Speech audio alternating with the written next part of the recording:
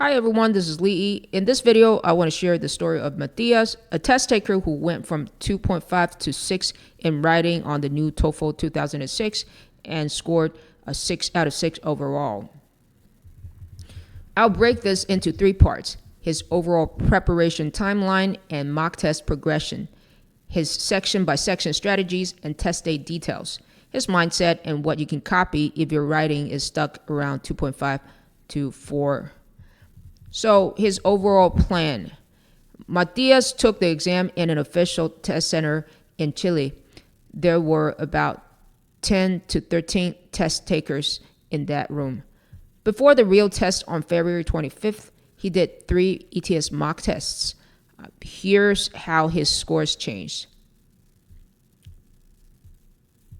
So if you can see, his reading and listening were already relatively strong. The biggest change over 3 weeks was in writing, from 2.5 to 4.5 to 5.5 to eventually 6. He also commented that the real test felt longer than the mock tests, especially the first reading module. So obviously he got some unscored questions. It felt endless for him and likely contained experimental unscored questions. Now, his section strategies and test day details. For the reading section, Matías believed it's hard to study from zero in a short time.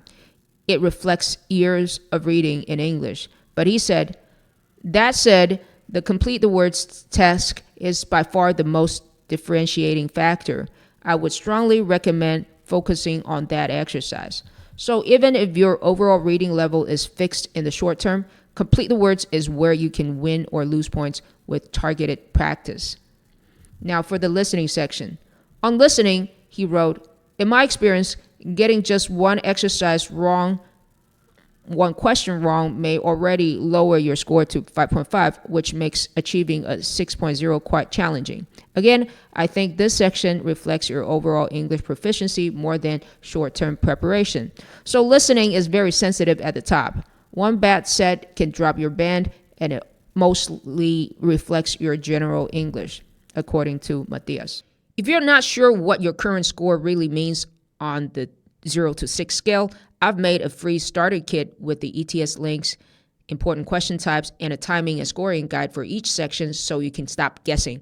The link is in the description. You can grab it after you finish this video. All right, for the speaking section, he believes preparation makes a big difference. First, the listen and repeat section. He noticed that in both the mock tests and the real tests, listen and repeat sentences were not excessively long and followed a fairly predictable structure. I recommend mastering the first 4 sentences and aiming for a perfect score on them. For sentence 5 to 7, maintaining meaning is crucial. Even if specific words are omitted or replaced, you can still earn points if the core meaning remains intact. So aim for clean perfection on the first 4, and for item 5 to 7, focus on preserving meaning, not every word. Okay, for the interview questions, he used AI to prepare. He said, TOEFL topics are relatively predictable. I asked ChatGPT to generate 100 common TOEFL-style topics and practiced extensively with them. He did not use heavy templates. He said, personally, I did not use templates. I try to answer as naturally as possible. I believe this is an advantage because AI scoring systems are likely better than humans at detecting memorized templates. Well, here are some clarifications from me, from Lee. Matías likely developed some sort of clear structures after practicing many questions. So for him, it's practice first and then let the templates, that the internal structures emerge naturally. Some people prefer to have a template in front of them before they start practicing.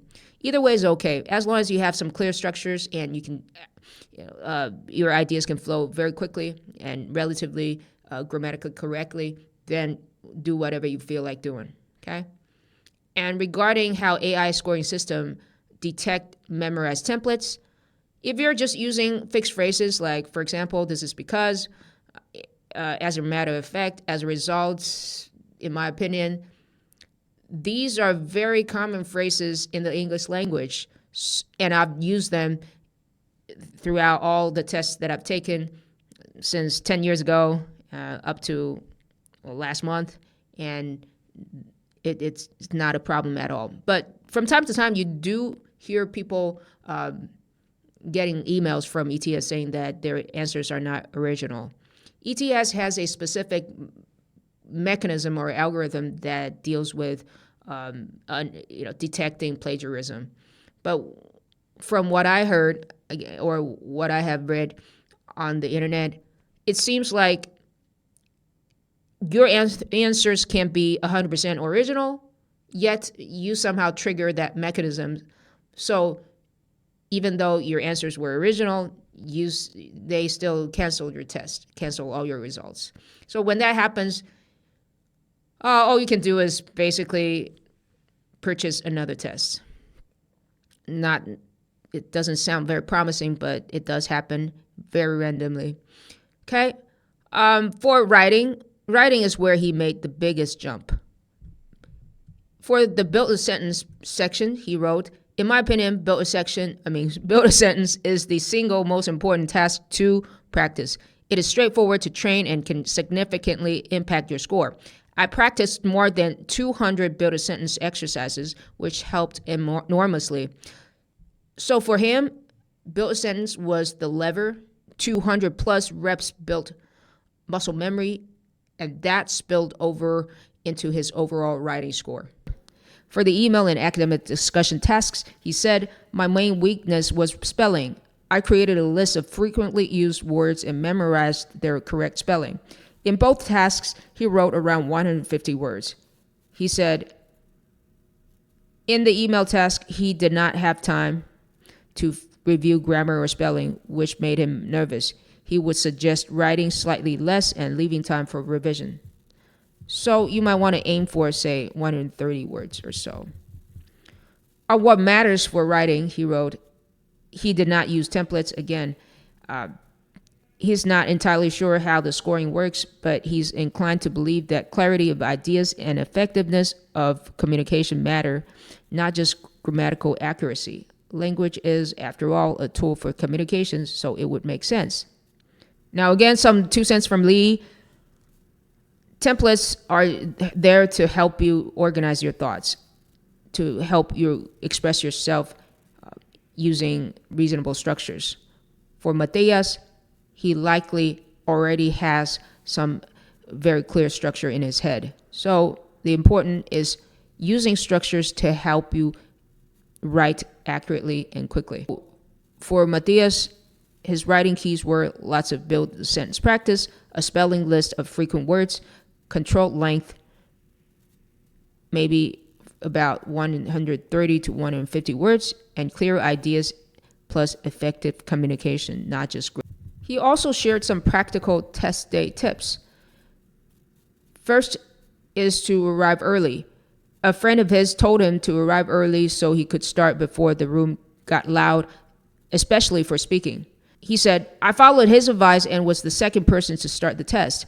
When the person before me began the speaking section, I found it somewhat distracting. I can only imagine how distracting it must have been for those who had to listen to 9 or more students speaking at the same time. The headphones provide noise cancellation, but not completely. So, arrive early, try to be in the first few to start, so you're not surrounded by 10 voices during speaking. Versus contacts. He also commented, I wear both glasses and contact lenses. Since my ID photo shows me wearing glasses, I chose to wear them during the test. However, I would recommend using contact lenses if you are comfortable with them. The headphones are quite tight, and after a while, wearing glasses becomes uncomfortable. Small detail, but it can affect your comfort during a long exam, which is usually 1 hour. All right, mindset and lessons you can copy. From Matías' story, here are the main mindset lessons. First, use mock tests as data, not as emotional punishment.